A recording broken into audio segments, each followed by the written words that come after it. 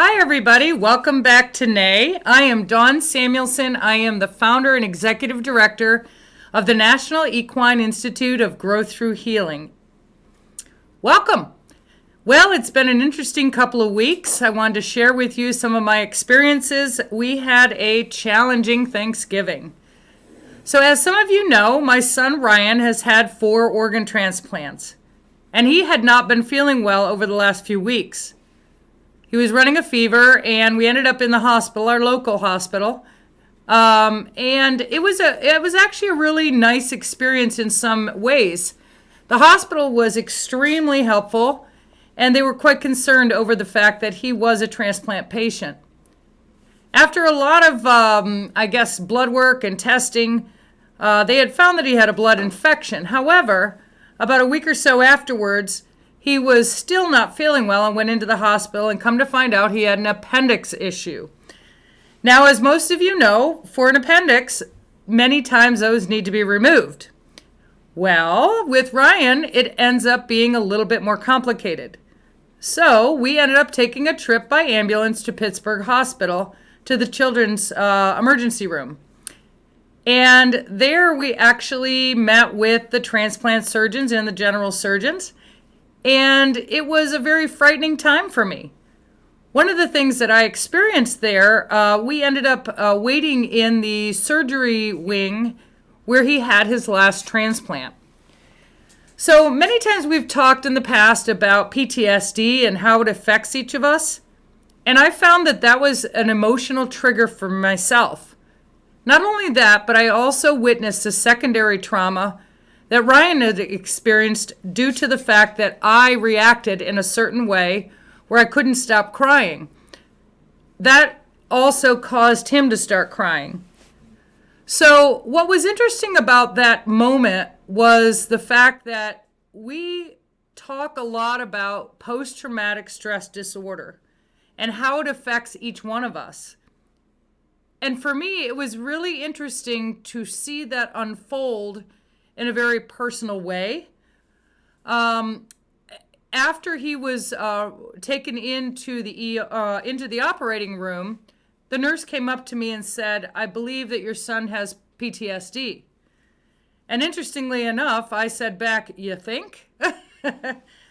After 10 years in the hospital with a very dramatic and challenging situation, I have found that even with the help out there for PTSD, the triggers are always going to be there.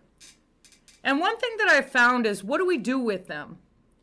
So rolling into that waiting room for that surgery was really quite interesting for me, because afterwards, it took me about an hour to calm down from that incident. I logically knew that I needed to ground myself and be present, but I found that my physical body would not respond to what I was thinking. So I think that as we move forward, some of the things that I'm going to be working on as well is, it's not an easy, quick fix, is what I'm finding. It's that we become aware of triggers. We try to prepare ourselves to be ready for them. And then how can we deal with them once they hit? So in other words, after I left that surgery room and went into the waiting room, the other thing that I found is that I was all alone. With COVID, there were no clients there that day, and I was completely alone. So one thing that I found quite interesting is that it's very important to reach out to your support network. We can't do this stuff alone, guys. And I think it's very important to be able to recognize that if I didn't reach out to those around me that are familiar with my situation, what I find is that we can dig ourselves into a pretty dark hole. So I got on the phone that moment, and I called Ryan's dad, and we spoke about it, and I expressed to him my anxiety and my stress and the fact that I couldn't stop crying. And he has gone through this situation with me, and he was able to talk through what was going on in a logical sense. And he also validated my feelings.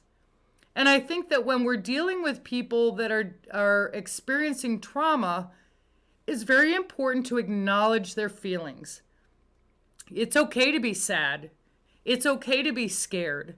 It's okay to be, afraid of what could come or what is not yet here. However, then we need to be able to ground, and we need to realize that today, right now, we're doing okay. He's in the best hands he could be in.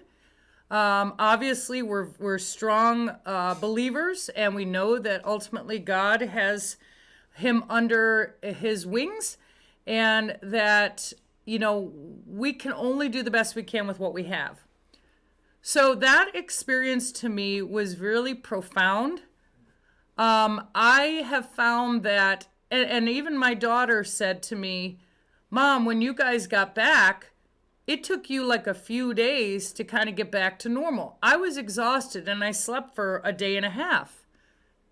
That actually is my body saying all of this adrenaline and all of this experience. My body is telling me just sleep, eat, relax, and let's regenerate.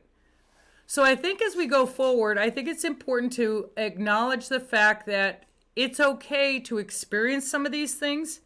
It's when we get stuck in them that becomes a problem. Life is not easy, and there are times that are very challenging. And I feel that having a support system around you is very powerful. However, it's up to us to be able to reach out to those people. I think that when you're sitting in the situation and the situation is very difficult, the last thing we want to do sometimes is to reach out and talk to someone. However, that's one of the best things we can do if we want to work through the process of trauma. So, Ryan ended up with a very good result. They were able to take out his appendix, and he's doing very well, and he's home. And we're very blessed to be able to have experienced that and work with one of the best transplant hospitals in the country. Every day is a challenge, and trauma is something that many of us have experienced in many different ways. It's what we do with that and how we move forward that gives us just strength. Remember, we talked about our emotional coat, and at times we need to zip that coat up and keep ourselves protected. We have control of that zipper. So what I would challenge you is when you're experiencing something that is a trigger, take the time it takes to recognize your body cues, acknowledge them, reach out for help, or at least a shoulder to talk to, or someone that is able to listen to you, and keep on keeping on. So you guys take care, and we'll see you next time.